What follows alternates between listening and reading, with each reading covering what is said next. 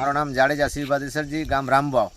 જે આ salt mafia રહ્યા મીઠાવાળા, એ અભયારણ્યની અંદર જે રોડ નહોતો બનતો અને અમુક લોકોએ રોડ પાસ કરાવ્યો, પણ આ લોકોને 7,000 એકડમાં મંજૂરી કેને આપી છે? અને અત્યારે લગભગ 200 થી 400 ગાડી જેટલો મીઠો પડ્યો છે. અને ચોમાસાની સિઝનમાં આ રોડ ઉપર, સિંગલ પટ્ટી રોડ ઉપર ઓવરલોડ મીઠાની ગાડીઓ આજથી ચાલુ થયું છે. અગાઉ મેં અરજી પણ દીધેલ છે ડીઓફોને, આરએફઓને, એ પણ કોઈ ધ્યાન દોર્યો નથી.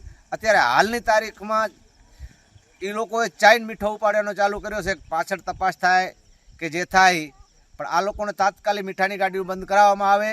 બંધ કરાવવામાં નહીં આવે તો આંદોલન કરવામાં આવશે નીલકંઠ માટે.